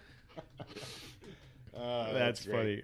So for Landers, let's see if I can find a. I saw the 10-day, and that was the most it could go out. Tomorrow, monthly. So it is currently. It's too far to even begin to it's try 3 to. weeks They can't. out. They don't even know what it's going to be tomorrow, let alone in 3 weeks. Look, I'm just right now. There's a website that has numbers on it for that weekend. I'm just going to read them. They're guessing. Of course, they're guessing. They can look out the window and see it raining and guess that it's raining. That's all. It's all black magic. I should have been a meteorologist. Right now it's showing 58, high of 58, low of 40 on Thursday, high of 55 on Friday, high of 59 on Saturday. But what are the lows? Like 40 and 46. In the 40s. 40, 46, and 43. So okay, that's tolerable. yes, that's doable at night. That's tolerable. It's chilly. When it get It's down to chilly. the low 30s is when I start questioning life decisions. And what did I do to get here? I chose to be here. And I start thinking, that's what I'm thinking about around the campfire. So mid to upper 50s during the day, and then 40s in the evening. That's doable. It's better than Ocotillo Wells a couple years ago when it was 20 something at 20s, night. Yeah. Yeah, So I just hope it's not windy. It's probably going to be windy out there. it's the desert, dude. It's probably going to be windy. Yeah. At least a little bit. Yeah, anytime we go out there, I always bring net gaiter net gaiter and ski goggles. goggles. Yeah, just if you're standing around campfire and the wind kicks up, put the goggles on. Gotta bring a shit ton of firewood. Well, hell, Casey brings a tent so big, I think we can just move the campfire inside his tent, and then we'll all just sit around. You mean the Arab Prince? Yeah. the Taj Mahal, of Yeah. tents. So yeah, I am looking forward to That's this. so that if it gets too windy, I could just park my car in the Yeah. tent. It's got a garage. I will have some of the final details on registration and everything tomorrow. So if you have not registered, you should probably do that because based on my gut, I think that we're about at max capacity. But I will verify that tomorrow and start sending out information. We have a handful of new Patreons I'd like to announce. We have Ted Jennings, who has recently joined, Chuck Christman. Thank you, guys. Thanks, Ted. Thanks, Chuck. Corey Barnett, which, as I look over Barnett. at Casey, that's what I said, Barnett. What did I say? Corey He Barnett? said Burnett. Corey Barnett, Easy, all right? which I believe that we will have on the show in the near future. We'll have him as a guest on the show soon.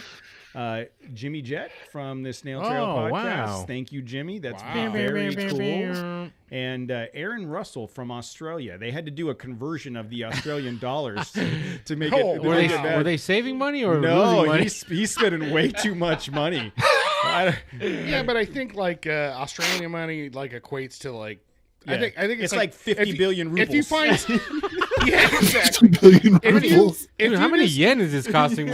if you just Yeah. wander around an open lot and you find some seeds, you can put down a down payment on a house. Oh, Pretty nice. much. Nice. Yeah, so it's the cost of living down there is low. I have a nice aloe vera plant. Here's a car. Absolutely. Here's your Wow. pick of the lot. Look Yeah. at that. We have a Patreon in Down Under, huh? Yes, we do. And thank you, is Aaron. I crazy. appreciate Thank that. you. It only cost him half of Our my mortgage. Patreons. Yeah, our patrons. Yeah, that is awesome. So again, so some background on the Patreon stuff. I'll send out a follow up email to the new people on the list. But the initial run of patrons should have received the message from me with the discount code for the Trail Chaser shop. All of that is live now. We are working with several of those vendors that we've announced to get those discount codes finalized. In all honesty, I kind of dropped it during the holiday period, and it's been kind of crazy since I came back to work. So I'm going to start working on that now. So those discount codes will be coming out and be ready for you soon. We are this is 23 more people than we expected. In all honesty, That's crazy. Dude. What the it's fuck? super it's super humbling, and we appreciate every bit of it. and we I will can try finally to retire. we will suck less. That's well, we're gonna try to suck less from now on. I think. Oh, we can only try to not suck as much. And honestly, I think we're gonna suck equally as bad as we've always. We can sucked. continue to suck. We just have to be funnier when we suck. So we have to suck harder. Just suck funnier. So we have to. Maybe we need to suck harder, Sucking, yeah. and then that will create more laughs. Because This went sideways. Insert Matt's. I'm not inserting Matt's nothing, so that you know. Insert Matt's Nick Nolte voice in here. Yeah. It's not Nick Nolte. It's oh god, Don DeMello. No, it's not. It's another podcast, but yeah, you gotta get sucking. That's Nick Nolte, You dude. gotta start sucking real hard. Stop. Matt, thank you for my Really orange good. my orange hat. Yeah, So for those of you're you welcome. that You got a lot of recall, compliments on it tonight in the chat room. for those of you that recall in November, I bought this hat in November or October. How many stores did you have to go? I bought this hat in October, and it was supposed to have the logo Look, done. I squared it up for you. Okay, You did. I You got took it. care of it. Got it taken care of. I saw my guy. You know, I went That's to a the right nice place. Quinn Hills Mall hat right Yeah. there. Yeah. Small. You know what? That'd be great if I actually went to the Point of oh shit.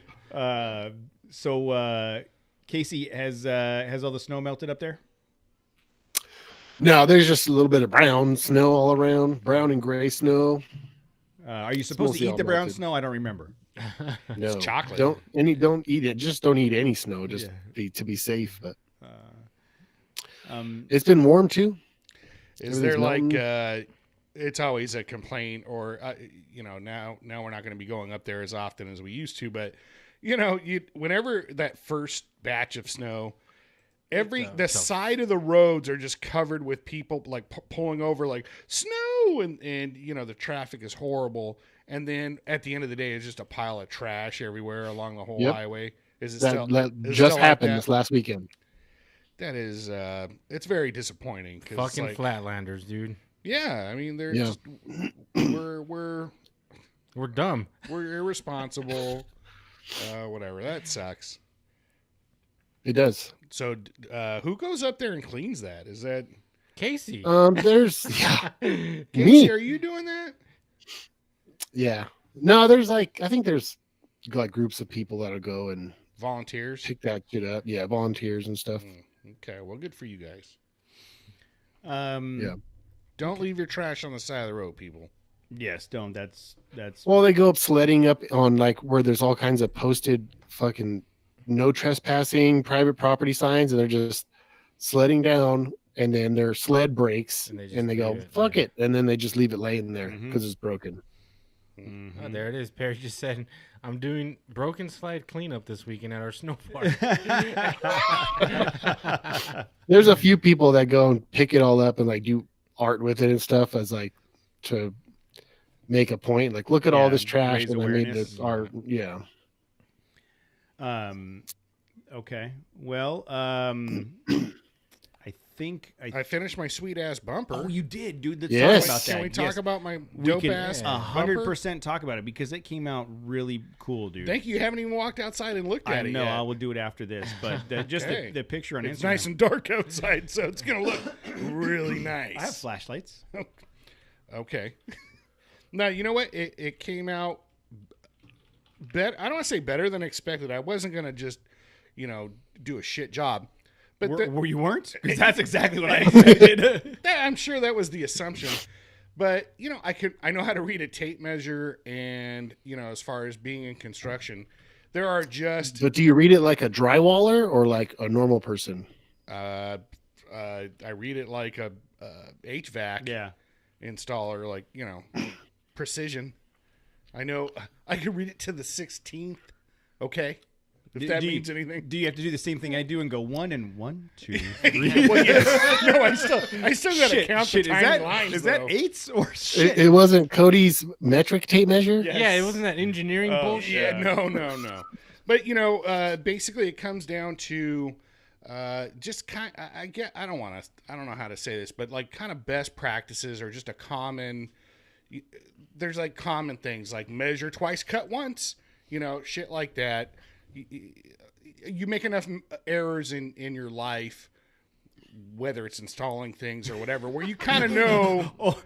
Oh my God! There's a whole hour of shit we could talk about About there. my life? Just in general. Just Okay. you make enough errors in life, like your first wife. You hopefully learn from them and move You on. figured it out at this point. Yeah, so it literally came down to a couple of weeks ago. I had fabricated the bumper how I wanted it to look, and then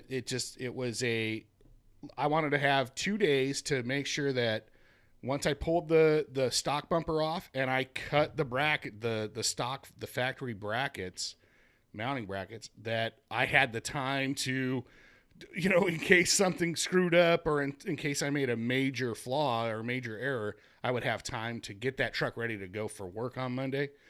And it wasn't that difficult. I had it, the bumper pulled off on Saturday. I think I'd cut the brackets, welded them in place. And again, it was, I bought a really nice jack from, this is like a whole nother thing. Like Harbor Freight, man, I'm completely turning around on Harbor Freight at this point. What? Yeah. We need to do a remote recording where we put on the Ectopack and go to Harbor Freight and just record our experience. Well, I bought a extended lift jack, so it like lifts 2 feet in the air. When I was doing my initial mock-up a few weeks ago, where again I was just trying to fit it and match the angle, because if you look at the picture, I did, it's a pretty decent job of the slope or the curvature of the rear panels, and then the bumper slips in there, and the angle matches pretty good. I wanted that was the fabrication or shaping of the bumper that I wanted to do. I had a little tiny jack, and I was holding it there with like blocks, and the bumper, the metal stock was sitting on top, all treacherous and shit. And I'm like, you know what? Yep. Yeah. And I was like, you know what? I'm gonna put out the money. We're always screwing around with jacks that, I mean, you have a pretty decent sized floor jack, but it was like, I'm gonna get a nice one. It's extended length, again. And I was able to put the bumper on it securely and jack it up there and get it exactly where I wanted. Then take my measurements, cut the bracket, tack weld it in place, mount the bumper, yep, that's it. It's good. And then I pulled it off and ran my beads on both sides of the bracket. Prepped it for paint. Just went through. Oh man, I get so excited when I get to use that little multi-utility tool, that cordless tool. Yeah. You can cut drywall. It has like sharp bits that you can use, almost like a Sawzall, but very precise cuts like in drywall or wood. And then you can also put an adapter for like a sandpaper. Oh, really? Yeah, so it's kind of like a little triangular pad Like that a you finish can slap. sander? Yeah, well, they had really rough grit, like 80 grit pads for it. So I went through and, man, all my welds, I was able to get every corner. I mean, I got that thing in there and just broke away all the flugs. Slag. Yeah, all the slag and stuff. So I did all my prep with that. It was really quick and easy. And 3 coats of just flat black, primer / paint. And I thought it came out really good. I wasn't even really sure. That was just some shit I had in my garage, just the paint. Because I was kind of thinking, maybe I'll go with a light gray That's right. primer. You had said gray at one point. But then I looked at the truck. It's already got the flat black, like the top of the tailgate has that plastic cover, and then where the handle is black. So the black just came up. It looks really good. And then somebody at work was like, "Oh, dude, it looks like kind of like a stormtrooper type of motif. Is that what you're going for?" It is now. Like, let me see what I can do to kind of make that look, come through. But Tip of the stormtrooper. tip of the stormtrooper. How come you didn't post that on the The trophy stormtrooper circle? tip. Yeah, I forget that I have access to that account. Really? That surprises the shit out of me. Okay. Then why did you ask, asshole? For that reason. Oh, Okay. You know, if you're logged in on both of them at the same time, you can actually post You to press both. you press Look, and hold guys, your look, face. I don't want to break the internet.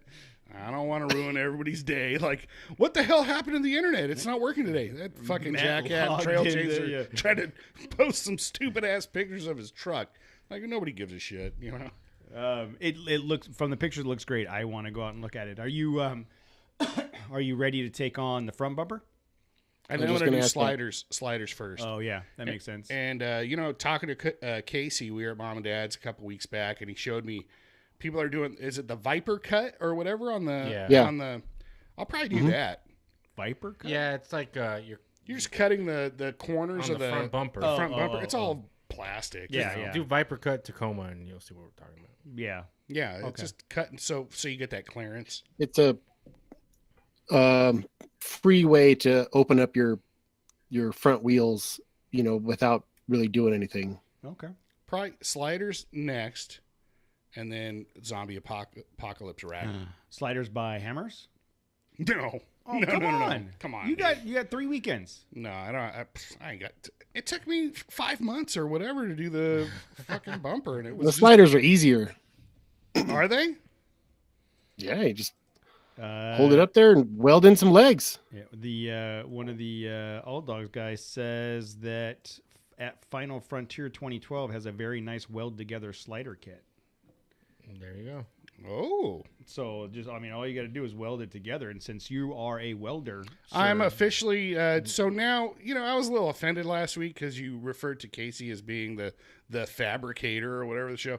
I would like that designation as well now. Fabricator / co-host. We have 1.5 fabricators on this. Okay, I'll take. organization. I'll take the. So wait a minute. We have Am somebody. Hold we on. have Am somebody I the that half? fabricates for a living, and then Matt has a welder. But I want that acknowledgement, and I was just clarification: is he's one full and I'm a half, or is it 3/4? Like, what's the fraction? Yeah, you know, what you're is the math? half. Yeah, yeah. You're When you're the slide, when you build the sliders. Did you'll you be, look at my bumper yet? Maybe I'll, maybe there's two. Maybe you know what I'm saying? Yeah, I mean, I saw the pictures. Okay, but dude, I'm just saying, what if you crawled underneath my truck and you took a look at them welds that I didn't grind down? You're like, that's some pretty nice fucking welding right there.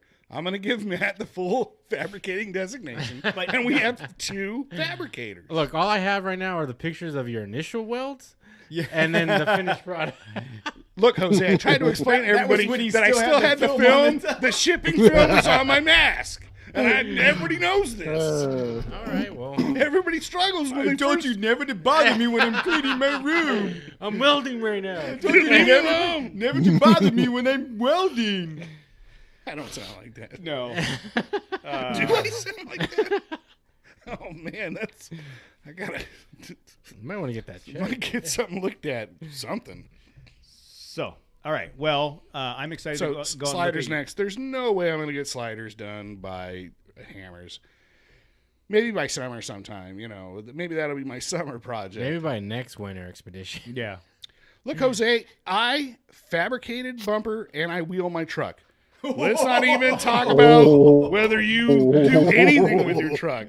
I mean, not this It's all truck. dirty and shit now. You might as well just fuck it up. Like, who cares? It's all dirty. Yeah, your truck's dirty now. Go beat the shit out go of it. beat the shit out of it. I What are told you him waiting when he for? first got it, take a hammer, smack the rear Just quarter go hit panel. something. Now it's dented. Just Yeah. be done. I will. You want me to do it? No. Okay. All right. Well, it is. We're coming up on 2 hours. It's late. I'm tired, and we still have a couple things to work out. So again, everybody in the chat room, thank you for joining. We really appreciate the time with the guys from Thank you, All everybody. Dogs. They were a lot of fun. Anytime in an interview I can drop a raw dog McGraw, that's Is a that our that's a measurement? home run. Oh our yeah. measurement right there. Anytime you can slip a raw dog McGraw, oh, that's a win. Everybody wins. No, I think everybody loses in that scenario. It's perspective. It depends It's on which really side your of this perspective. slipping you're on. It's exactly. You're Shit. either receiving that Yeah, raw if dog, you're the or slipper you're- or the slippy. or you are the raw dog. Yeah, whatever. So look, signing off from junior high school at this point. Everybody in the chat room, thank you for joining us. We appreciate it. We had some people in there we haven't seen in Can a you while. imagine Dave me in showed junior up. high school? Like, Oh. oh my God. You're What probably was that like? Yes, You're probably every a week. dick. Every week, I imagine it. What did I say? I What? said you're probably a dick. Oh my God. So I'm less dickish now in my old age. I mean, were you a dick in high school? I don't think so. Like, I'm looking around. Somebody. Well, you can know somebody what? please- Because you were a Morrissey fan, right? Or you are? I could see him with the the comb over. yeah, He was one of the emos from South Park. Yeah, That's right. Yeah. Actually, no, you weren't a dick. You were just that emo. episode where there's like the emos versus the The vampire. goth. The Yeah, goth. the Yeah. Oh, that's so good. That was awesome. All right. Well, yeah, that was goth. okay. All right. So Yeah. goth. So goth yeah, Matt. with the hair, like Oh yeah, and So- Tim, day one I farted in it. Like Yeah. from the dealership, I let it rip. So awesome, and guys appreciate it. And Mark says he just finished day 2 of his new job. Congratulations, Mark. We're excited for you. Whoa. That's congrats. that's good news, exciting. Hopefully in the next couple weeks we'll have some additional exciting news to share with everybody for some of the stuff we have coming up in 22. We're really excited about it. We've been working really hard in the background to make this happen, and we will share those details with you guys soon. So for those of you that haven't registered for, and I'm not even going to tell you to go register because at this point I think we're full. I'll go check. So for those of you that have registered for Winter Expedition, look for some email correspondence from me in the next day or so. Otherwise, we're going to sign off for the night. Everybody, thank you for joining us. Thank you for the fun, and we will see you soon. Laters. Peace.